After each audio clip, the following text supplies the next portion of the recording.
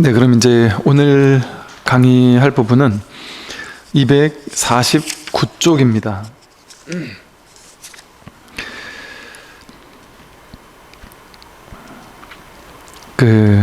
지성이 이제 스님의 큰 자비로 가르침을 주십시오라고 이렇게 했었고요. 지난 시간에 그것까지 했죠.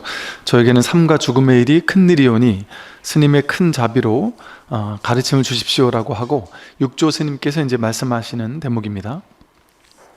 내가 듣기로 그대의 스승은 학인들에게 개정해의 법을 가르친다고 들었다. 지성의 스승은 신수대사죠. 그래서 신수대사가 지난 시간에 공부했던 부분이 뭐냐면 지성 비구 부분이었는데, 신수대사가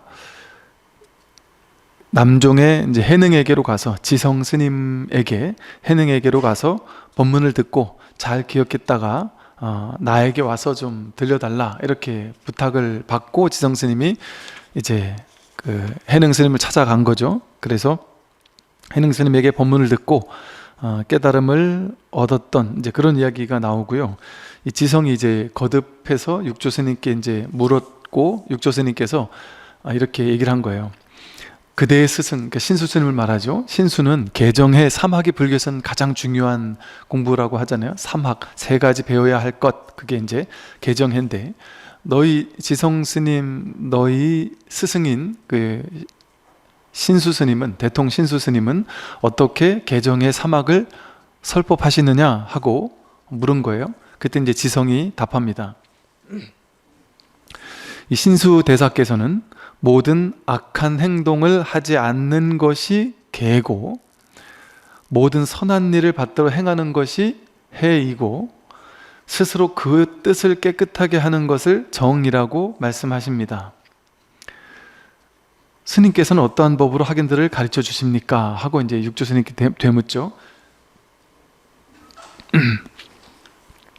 계율을 잘 지키는 것은, 계율을 잘 지킨다는 것, 개정의 삼학 가운데 개학은 계율을 지키는 거거든요. 근데 계율을 지킨다라는 것은 삿된 행동, 악한 행동을 하지 않고 이제 착한 일을 많이 하는 것을 이제 계율을 지키는 것이라고 하죠. 10악업을 짓지 않고 10선업을 지키는 것, 그리고 살도 음망주라고 하는 신구의 3업을 통해서 살생하지 않고, 또 도둑질하지 않고, 삿된 음행을 하지 않고, 망령된 말을 하지 않고, 이제 불음주하는 이런 식의 삿된 행동을 하지 않는 것을 보통 계율이라고 하거든요. 그러니까 통상적인 개정의 사막을 얘기하는 거예요, 신수 스님은.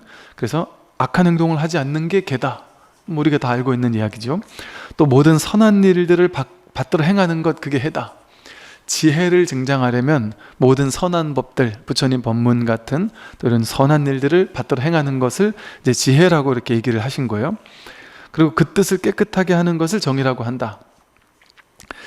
마음을 청정하게 하는 것, 그러니까 생각이나 번뇌망상 그런 것들을 좀 고요히 하는 것, 그 생각을 좀 고요히 깨끗하게 말끔하게 비우는 것, 그런 것을 정이라고 말씀하신다는 거죠. 그냥 일반적인 개정의 삼학을 이렇게 설하고 있는 거예요. 보통 개정에 하면 악을 행하지 않는 게, 선을 행하는 것을 개라고 하고, 근데 오히려 이제 해 같으면 모든 선한 일을 받들어 행하는 것을 해라고 한다. 여기서 이제 선한 일은 선악 가운데 선을 포함해서 선법, 그러니까 부처님 법문을 공부하는 것, 그런 것을 이제 해라고 이렇게 하셨던 것 같고요. 그 뜻을 깨끗이 하는 것, 번뇌망상, 분별심을 청적히 하는 것, 그것을 이제 정이라고 한다. 당연히 우리 불교에서 이렇게 알고 있던 내용들인 거예요. 그러니까 이거 기본적으로 우리가 개정의 사막은 이런 것이다라고 알고 있는 내용을 신수 스님께서 이렇게 말씀하신 겁니다. 그런데 육조 스님께서 이제 거기에 대해서 다시 말씀을 하세요. 내가 만약 사람들에게 줄 법이 있다고 말한다면 그것은 그대를 속이는 것이다. 다만 경우에 따라서 얽매인 것을 풀어줄 뿐이지만 이것을 거짓으로 일러 삼매라고 말하느니라. 그대 스승이 말하는 바에 그런 개정해는 진실로 이상하구나. 내가 보는 개정해는 그것과 다르다. 이제 다르다 이제 하는 얘기는 그 다음에 이제 할 것이고요.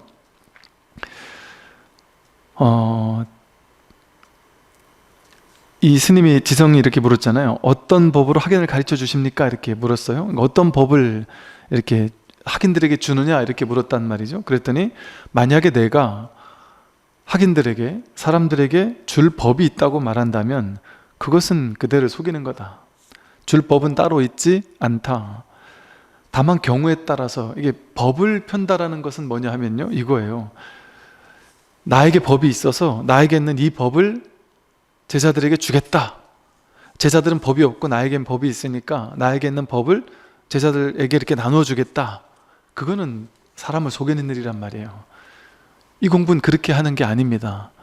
스승에게 있는 법, 우리에게는 없고 스승에게만 있는 법을 우리가 이렇게 나누어 가지려고, 나누어 받으려고 줄 서서 이렇게, 저분한테는 좋은 게 있고 나한테는 없으니까 저걸 내가 받아야지, 그렇게 하는 게 아니란 말이죠. 그렇게 한다라고 하면서 소위 외도들이나 이런 사람들이 나에겐 법이 있다, 너희들은 없다, 나에게 오면 내가 그걸 나눠줄 수 있다라고 한다면 그거는 중생을 속이는 일이라는 거죠. 진짜 법이라는 것은 뭐냐 하면 경우에 따라서, 인연 따라 얽매인 것을 풀어줄 뿐이다. 불법은 사람에게 본래 문제가 없거든요. 본래 괴로움이 없습니다. 얽매인 게 없어요. 그런데 사람의 특징은, 이 중생의 특징은, 분별심의 특징은 뭐냐 하면 무승자박이라고 해서 포승줄이 없는데 스스로 묶인단 말이에요. 자승자박, 자기 스스로 포승줄을 마음으로 만들어서, 분별로 만들어서 자기를 얽어매고 있단 말이에요. 자기가 자기를 얽어매고 있다. 자기 생각을 가지고 뭐 이런 식이죠. 예를 들면 그냥 아무 문제 없는 현실을 살고 있는데 갑자기 TV를 보거나 아니면 옛날 친구를 만나고 왔더니 나는 지금 너무 행복하게 직장생활도 잘하고 있고 가족도 행복하고 자식들도 건강히 잘 크고 있고 월급도 막 이만하면 난 행복해. 그럼 뭐 지방에 조만한 빌라 하나 사가지고 월급 받으면서 난 참 행복하게 아무 문제 없이 살고 있는데 갑자기 옛날 친구들을 한번 만나러 갔다가 왔더니 그 친구들 얘기를 들어보니까 막 서울 간 친구가 성공했다 하는 친구 만나서 얘기를 해보니까 저 친구는 나랑 월급은 비슷한데 막 서울에서 막 아파트를 사가지고 집값이 올랐다 그러고 돈도 더 많이 번다래고 그 얘기를 듣고 왔단 말이에요. 그러면 세상에는 그런 사람이 있는 거지. 세상에는 돈을 완전히 잘 버는 사람도 있고 뭐 주식 투자를 하거나 아파트 부동산 투자를 하거나 뭔 짓을 해서든 어떻게 뭐 돈을 확 버는 사람들 있잖아요. 원래 있는 거예요. 그거는. 그 얘기를 듣고 나서 내가 나와 비교를 해가지고 저 사람은 저렇게 잘 나가고 있는데 나는 이렇게 비참하구나, 내가 그걸 모르고 살았구나. 이제 이 세상에서는 이런 얘기를 들으면, 세상에서 똑똑한 사람은 뭐냐 하면 이런 얘기를 들으면 반성하고 반성해가지고 나도 저렇게 해야 되겠구나, 나도 더 많이 벌어야 되겠구나, 나는 가난한 거였구나, 나는 비참한 거였구나, 내가 더 열심히 해서 더 벌어야지, 이렇게 하는 게 세상에서는 성공이죠. 그리고 그걸 하지 말라는 얘기는 아닙니다. 그런 마음을 가지면 이 사람이 이제 진짜 지혜로운 사람이었다면, 자승자박에 빠지지 않는 사람이라면 어떠겠어요? 저런 인생도 있구나, 내 인생도 저런 가능성이 있을 수도 있지, 나도 할 수 있지, 그 마음을 갖는 건 좋단 말이에요. 그럼 그런 친구를 만나고 와서 나도 최선을 다해서 하지 하는 건 좋단 말이에요. 그럼 본인도 열심히 절약하고 열심히 해가지고 열심히 뭐 집을 사든지 뭐 주식을 사든지 그거 하는 건 마음대로 하란 말이죠. 그런 마음을 냈다면. 그런데 지혜로운 사람이라면 자승자박에 얽매여서 괴로워하진 않아요. 왜 않을까요? 이 세상에는 그 누구죠? 저 주식으로 전 세계 1등 가는 부자가 된 사람이 그 누구죠? 그 사람? 예? 워렌 버핏 같은 그런 사람이 있는 거예요, 세상에는. 근데 그런 사람을 보고서는 그게 50보 100보지 뭐가 달라요? 친구가 주식 투자해가지고 대박 났다는 얘기 듣고, 혹은 무슨 요즘에 무슨 코인 가상화폐 투자해서 대박 났다 이런 사람들이 있다대요, 실제. 근데 그 얘기를 듣고 나는 그것도 못해서 비참해 이렇게 생각하는 게 50보 100보잖아요. 워렌 버핏을 보고서는 야, 나도 하면 될 텐데 나는 못하는구나 하고 비참해 하는 것과, 근데 그걸 보고 야 나도 한번 해보자 이런 마음을 갖는 건 나쁘진 않다. 근데 그게 과도하면 어떨까요? 과도한 집착이 돼버리면 자승자박이 되어서 자기를 묻게 돼요. 그래서 나는 비참하다, 나는 돈도 없다, 나는 돈을 불리지도 못한 사람이다, 이걸 못 불리면 참 나는 능력 없는 사람이 된다, 이런 생각을 믿기 시작한단 말이에요. 근데 보세요, 주식을 투자해서 주식 전문가라는 사람들 중에도 주식 투자해서 망한 사람이 더 많다 그러죠. 물론 이제 뭐 모르겠어요. 이제 주식 장이 좋을 때는 뭐 많은 사람들이 또 잘 될 때도 있겠죠. 근데 그럴 때가 있으면은 그게 안 될 때도 있을 거 아니겠어요? 뭐 아파트도 잘 오르는 시기 같으면 다 오르겠지만 떨어지는 시기도 또 있잖아요. 그러니까 알 수 없는 일이란 말이죠, 그거는. 그런데 그걸 내가 정해놓고, 생각으로 정해놓고 난 이걸 못했으니까 나는 비참한 사람이야, 그 생각을 믿어버리면 내가 그로 인해서 자승자박에 빠져가지고 괴로워질 수 있단 말이에요. 근데 지혜로운 사람이라면 그 마음을 내는 것까지 나쁘다고 보지 않는단 말이에요. 불교에서는 무소유니까 그런 생각도 하지 마. 주식으로 부자가 되고 무슨 돈을 벌어서 더 크게 부자가 된다는 건 전부 다 욕심이니까 그런 마음을 갖기만 해도 그건 전부 다 불법과 어긋나는 거야. 그러니까 무소유만 불교지 소유하려는 마음은 다 어리석은 욕심이야, 이렇게 얘기하지 않는단 말이에요. 불교는 그렇게 얘기하는 겁니까? 불교가? 석가모니 부처님께서 장자들에게 그렇게 가르쳤냔 말이에요. 석가모니 부처님께서 왕에게는 어떻게 하면 나라를 잘 다스리는지를 가르치시고, 장자들에게는 어떻게 하면 회사를 잘 경영하는지, 돈을 어떻게 하면 잘 지혜롭게 벌 수 있는지를 가르치셨단 말이에요. 돈 벌지 마 이렇게 얘기하지 않았단 말이에요, 장자들에게. 오죽했으면 또 집안을 경영하는 가장에게는 아내에게 가끔 한 번씩 금은보화, 반지, 목걸이 같은 거 사다 줘라, 뭐 이런 식의 이런 얘기를 했단 말이에요. 무소유인데 그 아내가 반지, 목걸이 갖고 싶다라면 그 아내를 가서 혼내라, 불교도 모르는 마누라 같은 이라고 말이야, 이러면서 욕하면서 그 욕심 있는 마누라 아니야 이러면서 욕했냔 말이에요. 부처님이 아니란 말이죠. 반지도 좀 사다 주고 해라고 했단 말이에요, 부처님께서.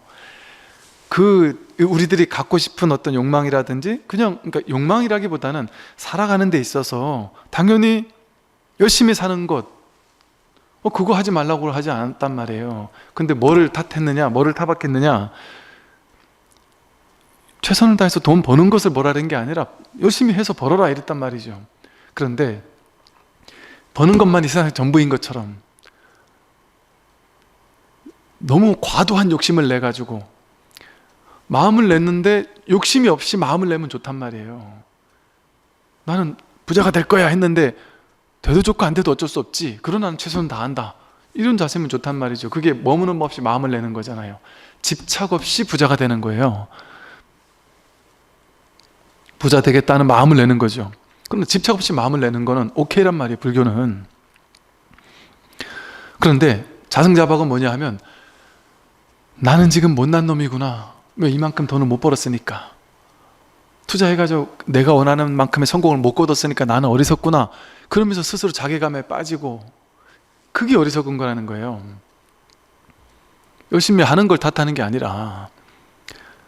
그런데 실제 그렇잖아요. 어리석은 사람들은 나는 이것밖에 못했구나 하면서 비참해하고, 저 사람은 대단한데 나는 못났다고 여기고, 남의 집은 저봐 당신 저 집들은 저 때 막 집 사가지고 다 잘 됐잖아, 요즘 그런 사람들이 많다는 거예요. 집안 싸움 나는 게 많다는 거예요. 저도 이제 군에 있었잖아요. 이제 군인이나 공무원이나 뭐 이런 사람들이 이제 우리 비슷한 이제 뭐 또래 이런 분들이 그랬다는 거예요. 옛날에 한 3년, 5년, 10년 전에만 해도 그냥 열심히 돈 버는 게, 성실하게 일하는 게 최고잖아요. 그 당 우리들의 생각은 보통 성실하게 일해서 열심히 저금해가지고, 그래서 내가 저금을 탁 모아놔가지고 저금이 이렇게 늘어나면 그게 열심히 사는 것의 보람이었단 말이에요. 집 사가지고 투자해서 오르고 이런 게 중요하게 여겨지는 그런 시대가 아니었단 말이에요. 그러니까 뭐 그때 한 5년, 10년만 해도 뭐 그런 생각을 크게 했겠어요, 사람들이. 그러니까 열심히 돈 벌어서, 그리고 또 막 그랬다 그래요. 그땐 무슨 뭐 일본이 뭐 집값이 확 뚝 떨어졌다, 뭐 제가 듣기로는 무슨 뭐 10분의 1로 떨어졌다, 막 이런 얘기들이 막 있었다 그래요. 그러다 보니까 그냥 보편적으로 집을 뭐하러 사느냐, 그냥 전세 살면 되지.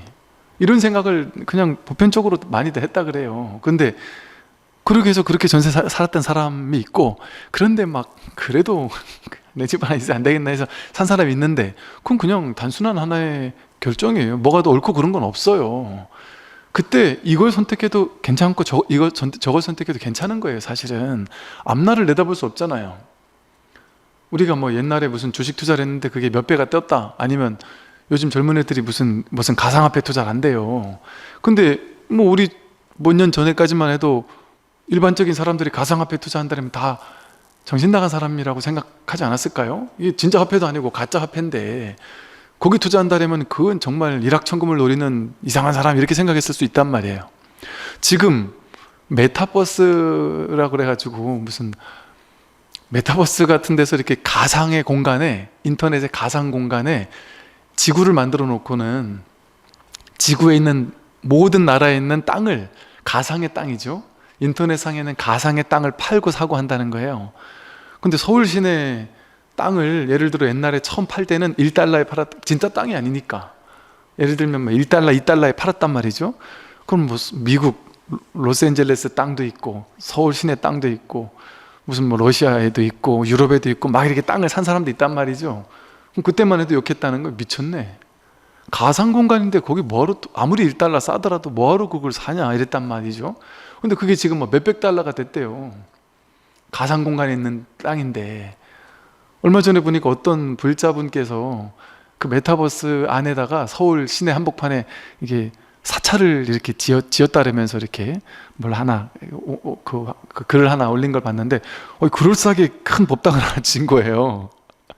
그 되게 큰 되게 기술이 있어야지 질 수 있었겠죠. 근데 예를 들어 그걸 이게 저 강남 한복판에 그 절을 져놨다. 그럼 그 옆에다가 이제 뭐 교육관을 하나 짓는다 이러면 거기를 아마 들어가면은 그 속에서, 요즘에 대학교 직접 오프라인으로 만나질 못하니까 요즘 시대가, 그러니까 뭐 올해는 그랬다 그러죠. 대학교 입학해가지고 학생들 다 모을 수 없으니까 메타버스 안에서 이렇게 오리엔테이션도 하고, 불교에서 뭐 수련회 같은 것도 이 메타버스 안에서 하기도 하고 이런데요. 그러니까 이제 여기다가 내가 이제 강남 한복판에 절을 져놨어요. 그럼 그 옆에다가 내가 땅을 좀 더 사가지고, 아니면 여기서 좀 가까운 곳에 뭐가 있다면 요 가는 길목을 내가 좀 더 사가지고 여기다 또 다른 걸 하나 져야지, 이런 사람이 있다는 거예요. 그럼 그 땅을 사고 싶어 한다는 거예요. 가상 공간이지만. 그럼 그게 지금 벌써 몇백 달러가 됐다는 거예요. 그리고 그때는 알았냔 말이에요. 몰랐지. 처음에 1달러 할 때 그거 모르고 욕했죠, 다. 어떻게 알 수가 있어요? 우리가 신이 아닌데 미래를 어떻게 압니까? 몰라요. 그러니까 지금에 와서 그때 왜 집 안 샀어? 하고 싸운다는 거예요, 부부가 요즘에. 그때 내가 사자랬는데 당신 안 사가지고 우리만 이렇게 가난해졌잖아, 이러고 싸운다는 거예요. 근데 이게 그냥 싸우는 게 아니라 심각한 부부 싸움이 돼가지고 이혼에 처했다, 이런 사람들이 있어요. 이게 이혼할 사유가 되냔 말이에요. 이게 알 수 없는 거예요, 알 수 없는 거. 그런데 그때 내가 전세를 가나 사나 그게 뭐가 좋은지 알 수 없단 말이에요. 그냥 그때는 그때 최선을 한 거예요, 그냥. 그리고 뭐 이런 분들도 계신다대요. 제가 뭐 10년 전에 서울에 아파트가 이렇게 얼마가 올랐는데, 뭐 10몇 년 전에 아파트 값이 올랐는데, 야, 내 인생에 이렇게까지 아파트 값이 오를 거 상상도 못했다. 이건 더 이상 오를 수가 없다. 이렇게까지 오른 것도 기적이다. 그래서 그때 예를 들어 막 5억, 6억에 팔았다는 거예요. 이게 어떻게 1억짜리가 6억 될 줄 어찌 알았냐 하고서 막 미쳤다 하고, 이거면 난 평생 놀고 먹고 살 수 있겠다 하고 서울 막 강남 한복판에 땅을 막 한 5억, 6억에 팔았다는 거죠. 아버지가 남편이 막 팔자래가지고 팔았다는 거죠. 근데 아내는 팔지 말자 했는데 남편이 팔자래서 팔아가지고 그 돈 가지고 일산에 큰 아니면 경기도 외곽에 큰 집을 샀다는 거죠. 땅에다가 이렇게 딱 큰 집을 하나 했다는 거죠. 근데 그 집은 지금 별로 안 올라갔고, 옛날 내가 팔았던 그 집은 지금 20억, 30억이 됐다는 거예요. 근데 그거 가지고 남편을 원망하고 남편의 무능함을 탓하면서 이혼하자라고 막 싸우고 막 울고불고 몸져 눕는다는 거예요. 그걸로 왜 몸져 눕냔 말이에요. 그게 자승자박하는 거예요. 자승자박하는 거. 아니, 팔았으면 끝나는 거예요. 끝 아니에요. 끝. 그거는 깔끔하게. 안 그렇습니까? 어떻게 집이 내 집일 수가 있어요? 잠깐 인연 따라 내 집이었다가 아니었다 하는 거죠. 아니, 그럴 것 같았으면 저희 아버님도 그러시는데, 저 시골의 촌 땅이지만 아버님이 여기다가 이게 아버님 그 회사를 차릴까? 저기다 차릴까? 고민하다가 이쪽에 차렸다는 거예요. 근데 그걸 차리고 나서 40년 지나고 나서 40년 지난 후에 여기에 그 시골 촌에 이마트가 들어왔어요. 40년 후에. 그 어머님께서 야, 그때 내가 저길 샀어야 되는데 40년 전에 뭔 의미가 있냔 말이에요. 그런 말이. 근데 그냥 우스개로 한 말이겠지만, 그런 말은. 근데 그게 이제 실제로 그렇게 우스개로 말을 하는 걸 할 수 있죠. 근데 실제로 그게 막 부부싸움이 되고 그럴 필요가 있느냔 말이에요. 그건 어리석은 일이죠, 진짜. 그러니까 당신이 무능했어 하고 욕할 게 아니라 내가 어리석은 거죠. 당신이 어리석은 게 아니라 내가 어리석은 거예요. 내가 얼마나 어리석으면 그 남편을 욕해요. 남편이 신이에요? 어떻게 3년 후, 5년 후, 10년 후에 이 집에 오를 걸 어떻게 알았냐고요. 어떻게 알 수 있냔 말이에요. 모르는 게 당연한 거예요. 그게 욕심이란 말이에요. 자기 욕심. 그게 자승자박하는 거예요. 그럼 팔았으면 깔끔하게 털어버리고 버려야지. 그게 지혜로운 거죠. 그리고 나는 더 좋은데 뭐 투자를 해야 된다든지 남들이 투자해서 막 승승장구했다면 희한하죠. 그건 그냥 워렌 버핏인 거예요. 내 친구가, 내 절친이 투자 잘해가지고 부자가 됐어도, 혹은 우리 회사 똑같은 동료인데, 똑같은 월급 받는 동료고 나보다 오히려 무능한 동료인데, 저 동료는 아파트 하나 잘 사가지고 막 몇십억을 벌었는데 나는 아파트 하나 안 사가지고 지금 이 상태다. 걔는 그냥 워렌 버핏인 거예요. 그냥 쉽게 말하면. 왜 나를 걔랑 비교하냔 말이에요. 그게 비교 분별심인 거예요. 비교 분별심. 그게 자승자박이에요. 자승자박이 뭐냐 하면 분별심, 비교하는 분별심을 가지고 그걸 실체화시키는 게 어리석음이란 말이에요. 그 비교하는 마음 자체가 어리석은 거예요. 그냥 지나가는 마음으로 비교 한번 해볼 수는 있겠지만 그걸 실체화시켜서 저 사람은 저렇게 지금 잘 사는데 나는 하나의 선택을 잘못해서 이렇게 못 산다. 그거 비교할 필요 없단 말이에요. 그걸 그냥 이제 이 지혜로운 사람이 이러겠죠. 아, 나는 그때 사지 않고 저 사람은 사가지고 저 사람은 지금 이렇게 부자가 되고 난 안 됐구나. 그럼 뭐 예를 들어 이럴 수는 있겠죠. 뭐 그건 저 사람 복이지 뭐 이렇게 딱 깔끔하게 한 다음에, 그러나 내가 배울 건 배우자. 그래가지고 나중에라도 아니 나도 하나 사야 되겠다 이래가지고 나중에 여력이 돼가지고 산다. 뭐 그러면 그건 또 본인 책임이고 본인이 알아서 그 결정을 한 거고. 근데 그 결정을 했어도 나중에 잘 될지 못 될지는 자기 책임인 거예요. 그러니까 예를 들어 그런 걸 통해서 뭔가 삶의 지혜를 배우겠다. 난 몰랐던 것을 저 사람은 미리 알았구나 하고 뒤늦게라도 배우면 그걸로 그냥 배운 성장을 한 거죠. 그러니까 그런 식으로 해서 내가 배울 수는 있겠지만 비교해가지고 저 사람은 저렇게 잘 나가는데 난 요거밖에 못해 하면서 괴로움에 빠지거나 막 부부싸움을 하거나 남편을 무능한 사람으로 몰아붙이거나 이런다면, 아니면 막 바가지를 막 긁는다면, 거꾸로도 마찬가지예요. 남편들이 그때 사잘했는데 보살님이 반대했다는 거죠. 당신 막 욕을 한다는 거야. 아내한테 막 그냥 할 말 안 할 말 다 하면서 욕을 하면서, 그때 하자니까 말이야 옆에 내가 뭘 안다고 내 말을 안 들었냐면서 막 욕을 한다는 거죠. 그게 자승자박이, 그게 스스로가 만든 분별심, 비교하는 마음이 스스로를 괴롭히잖아요. 스스로 가족을 괴롭히고.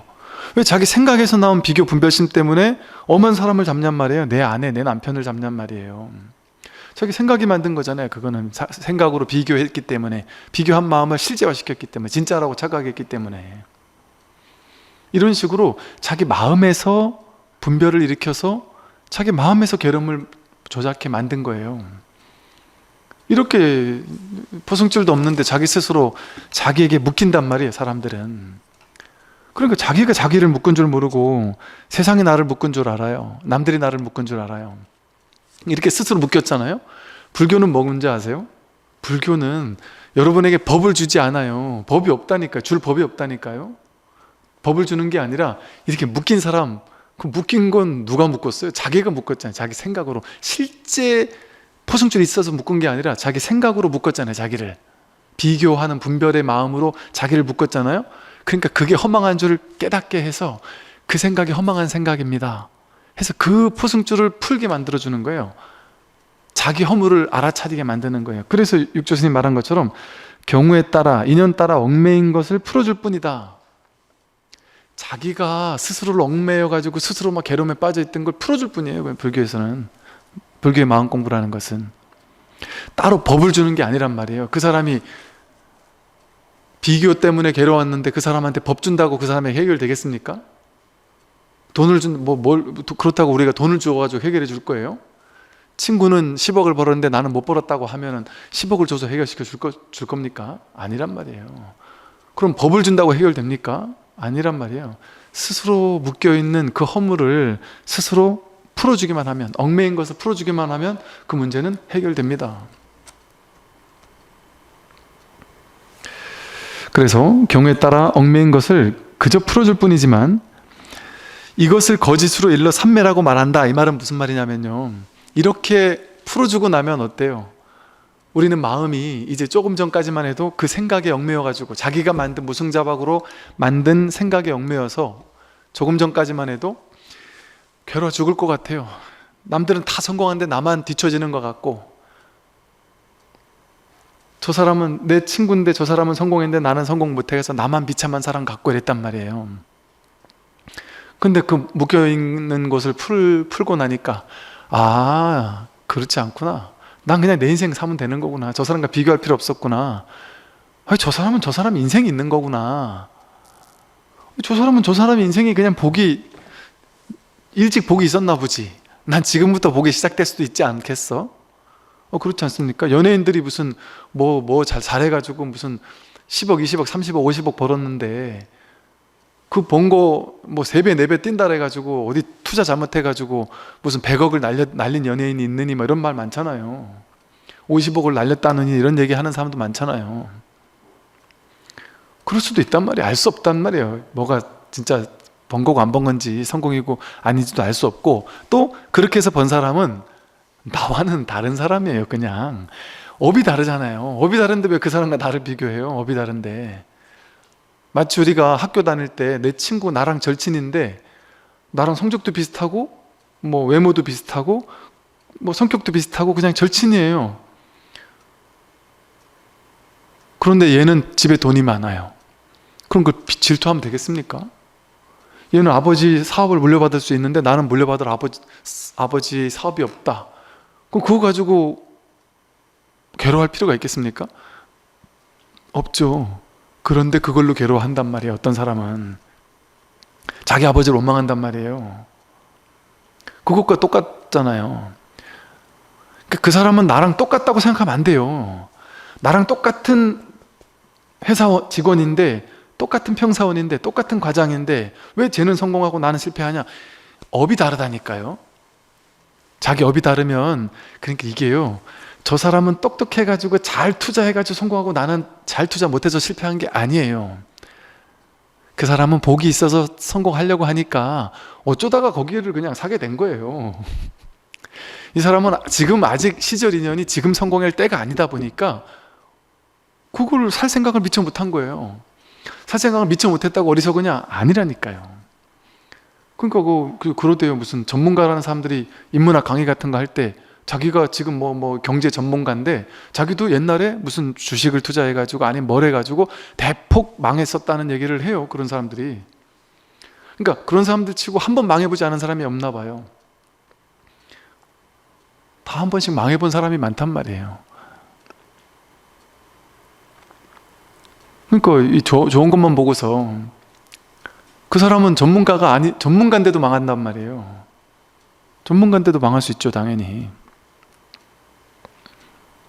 그래서 그냥 복이 다르구나, 업이 다르구나, 그렇게 생각해야지. 얘랑 나랑 똑같은데 왜 쟤는 성공 나는 실패, 그러면 내가 못한 거네, 그렇게 생각할 필요 없단 말이죠. 그 시절 인연을 어떻게 알 수가 있겠어요? 그 시절 인연을 어떻게 알 수가 있겠어요?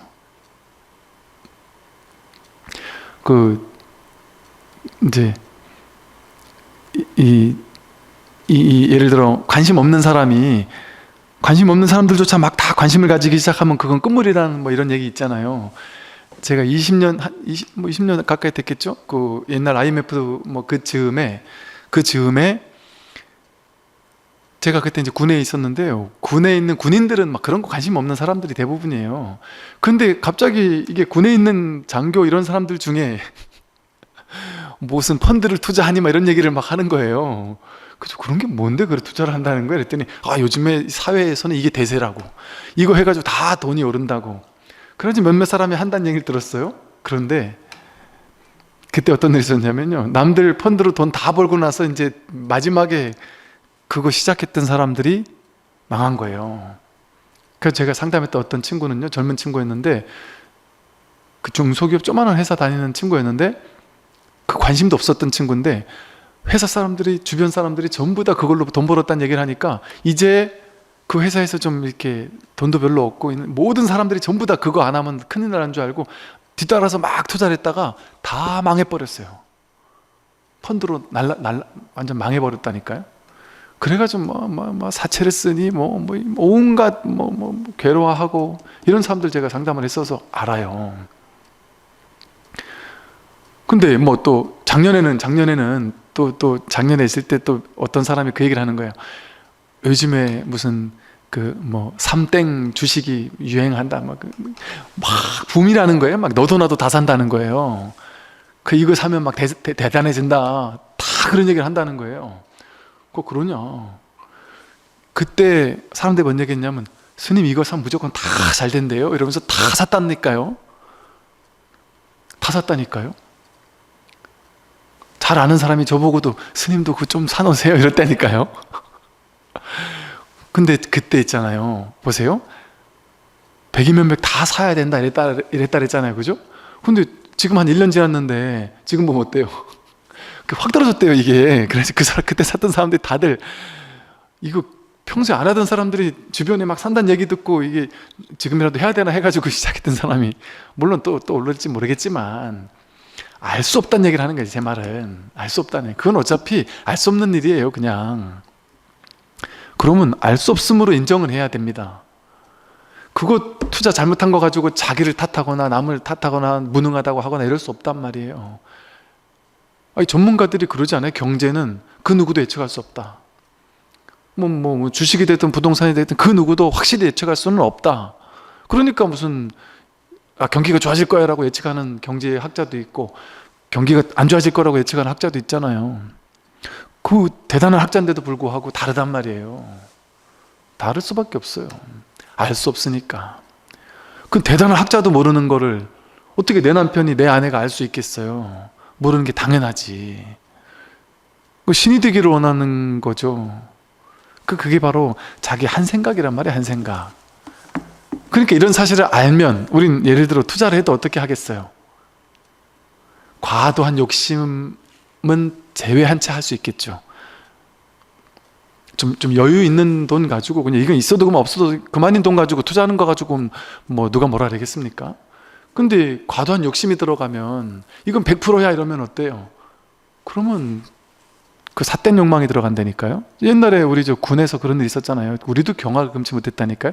제가 군에 있을 때 얘긴데, 중인가 대위인가 하는 계급적으로 보면 되게 낮은 20대 30대밖에 안 된 되게 낮은 계급의 격리장교인가 하는 사람이었다 그래요. 제가 정확히 기억은 못해요. 저도 그냥 대충 신문 보고 들었던 거라. 근데 중위 대위쯤 되는 격리장교면 군에서는 완전 낮은 계급이거든요. 근데 그 사람들이 이걸 2배, 3배 이자를 엄청나게 준다고 하고 막 중령 대령 이런 사람들을 막 꼬셔가지고 돈을 이렇게 투자하게 만들어서 실제 그 이자를 어마어마하게 줬다는 거예요. 그게 수백 명, 그게 엄청 많은 사람들이 거기 다 넘어가가지고 투자를 했다는 거죠. 그 신문에 다 나온 얘기니까. 저도 그 얘기 듣고 깜짝 놀랐어요. 야, 저런 젊은 친구들의 말을 듣고 저 계급 높은 사람들이, 더구나 이제 군에선 그런 거 자체가 좀 그런 금지돼 있달까 이런 상황이거든요. 근데 저걸 했다라는 것 자체도 신기하고, 그걸 믿은 것도 신기하고, 이걸 몇 배를 이자를 준다는 그 말을 참 믿고 그 한 것도 신기한데, 그 당한 사람들은 억울하겠지만 그 자기 자승자박한 거 아니에요? 자기가 과도한 욕심을 부리니까. 그러니까 상식적으로 어긋나는 그런 것들은 뭔가 문제가 되겠죠. 그러니까 그렇게 과도한 욕심을 부리면 이제 거기서 문제가 생기는 거죠. 그래서 이렇게 스스로 묶인 거, 이게 대부분의 괴로움은 뭡니까? 사람들이 가지고 있는 대부분의 괴로움은 지금 비유를 들었지만 이렇다니까요. 다 이런 괴로움이에요. 자식한테 이만큼을 바래요. 그거 누가 만들었어요? 내가 만들었죠. 넌 이 정도 대학은 가야 돼 하고, 너는 이 정도는 취직해야 돼 하고, 너는 이런 남편감, 아내감을 데리고 와야 돼. 부모님이 자기가 만들었단 말이에요. 그래놓고 그만큼 못하면 괴로워하고, 그만큼 괜찮은 사람을 안 데리고 오면은 괴로워하고, 자기가 스스로 얽매였는데 그걸 모르니까 너가 공부를 못해서 내가 괴로운 거야 라고 착각하는 거예요. 내가 내 스스로의 생각에 빠진 건데도 그걸 모르고. 이렇게 불교는 스스로 얽매인 한 생각에 얽매인 것을 풀어주는 그걸 법이라고 하는 거예요. 따로 줄 법은 없단 말이죠. 이렇게 풀고 나면 어떻겠어요? 내가 저놈이 문제인 줄 알았는데 이게 딱 풀리고 나니까 아, 내 한 생각이 문제였구나. 그래서 이 한 생각에 탁 놓아버렸어요. 내가 스스로 만들어서 묶인 이 한 생각을 탁 놔버렸어요. 그러고 나니까 마음이 편안하겠죠. 마음이 문제가 없겠죠. 아, 이제 좀 살겠다. 내가 괜한 한 생각을 쥐고 있어가지고 내 스스로를 괴롭혔구나. 이럴 필요가 없었구나 해서 이제 자유로워진단 말이에요. 그게 삼매란 말이에요. 그게 삼매예요. 여러분 평소에 아무 일 없을 때 어때요? 아무 일 없을 때 아, 운동이나 좀 할까? 찌뿌둥한데 운동이나 좀 할까? 주말에 밖에 나가서 이렇게 산길을 걷고 바닷길을 걸으면서 오후에 제가 이제 지난주에 맨날 그 뒷산을 그 부산의 금정산 거기를 맨날 올라가다가 아, 오늘은 좀 바닷길을 한번 걷고 싶다 해가지고 이제 평일날 이제 바닷가 길을 이렇게 한동안 걸었어요. 오후 나절에. 그런데 저쪽 이제 그 송정에서 이렇게 해운대까지 이렇게 걸어서 이렇게 오는데 해운대쯤 올 때쯤 되니까 거기 이제 새로 이렇게 무슨 뭐 기차도 해놓고 뭐 그 걷기 좋은 길을 만들어 놨어요.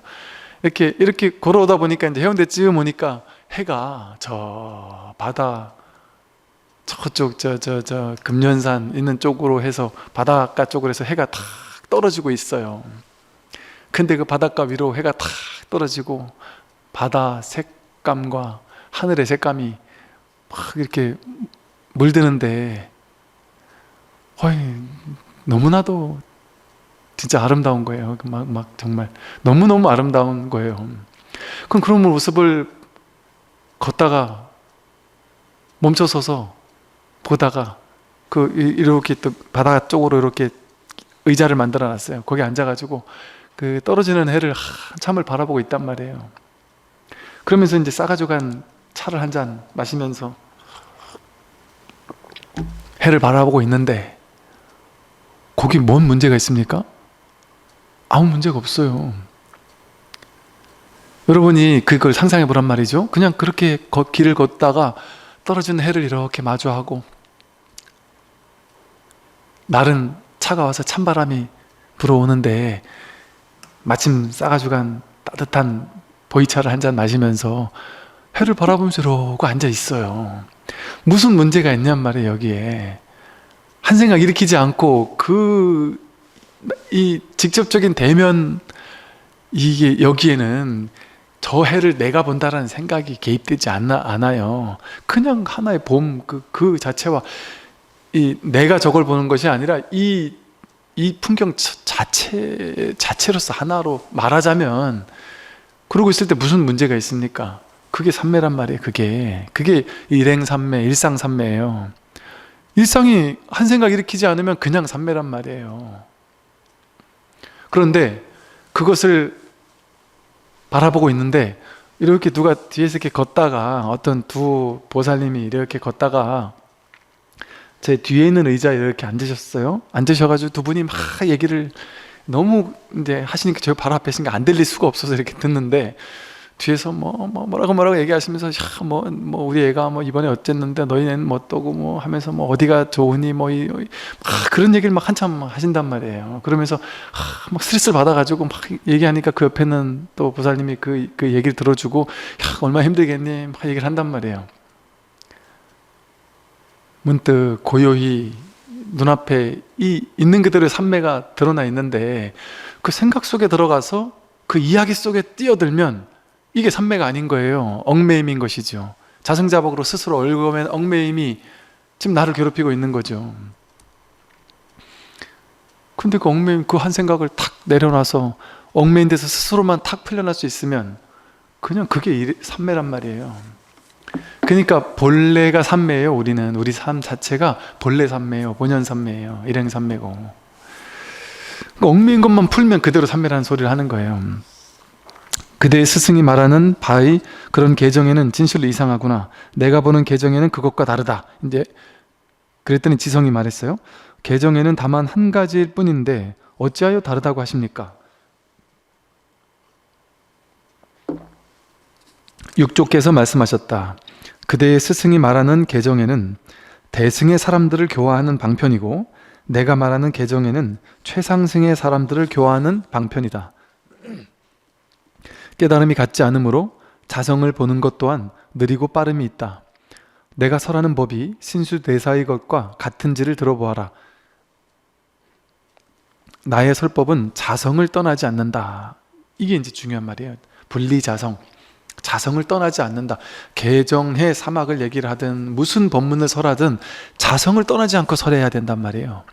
자성에서부터 설한단 말이에요. 그러니까 이 육조단경, 우리가 육조단경을 이거 경이라고 하는 이유가 무슨 삼신사지, 사성제, 무슨 모든 교리들을 전부 다 분리자성, 자성을 떠나지 않고 설한단 말이에요. 이 하나의 자리에서 설한단 말이에요.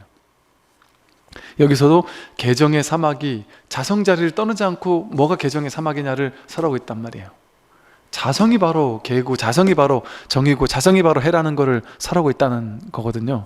그런데 그렇다고 해서 이 스님이 신수 스님의 개정회를 폄하한 건 아니에요. 그건 대승의 사람들 교화하는 방편이다. 예를 들어 기도해라, 연불해라, 독경해라, 이게 나쁘다는 건 아니에요. 지금 힘들어 죽겠는 사람에게는 기복적으로 임시로 기복불교를 설하는 걸 통해서 기도 열심히 하면 몸 나을 수 있습니다. 너무 아파 죽겠는 사람에게, 너무 힘들어 죽겠는 사람에게, 당장 다른 게 눈에 들어오지도 좋지 않는 사람에게 너무 힘드시면 기도 열심히 하면 이겨낼 수 있습니다 하는 방편이 필요한 사람이 있을 거 아니에요. 그런 사람에게는 임시로 그런 기복적인 방편을 쓸 수도 있단 말이죠. 방편으로라면. 근데 평생 그 방편만 써버린다면 그건 그냥 어찌 보면 장사치와 뭐가 다르겠어요. 본질을 가르쳐 주려고 하면서 방편으로만 쓰는 거는 임시로 쓰는 거니까. 그래서 방편이 제대로 된 방편이려면 임시 방편이래야 되는 거예요. 임시로 쓰고 버려야 돼요. 그래서 그 사람이 임시로 그 방편 가지고 좀 이제 살아난다면 이제 그때는 그거는 방편이었다 하고 다른 거 좀 더 높은 방편을 줘야 된단 말이죠. 그 사람의 근기에서 받아들일 만한. 그래서 이제 근기가 올라가면 이제 대승의 마음까지 올라온단 말이에요. 그런 사람에게는 이 신수 스님이 말씀하신 그런 방편이 맞다는 거죠. 그러나 육조 스님의 말은 뭐냐면 내가 개정회를 설하는 이것은 최상승의 사람들을 교화하는 방편이다. 지금 여러분들께서 이 선을 배우고 있잖아요. 이 선을 배우는 것은 최상승의 사람들을 교화하는 방편이에요. 그러니까 이거는 문제의 소식이 다분해요. 일반 근기가 낮은 사람들이 이 설법을 들으면은 안 돼요. 이 설법을 들으면 다 욕할 수밖에 없어요. 그건 너무 자연스러운 일이에요. 근기가 초등학생, 중학생 정도의 근기인 사람에게 대학원생 법문을 해보세요.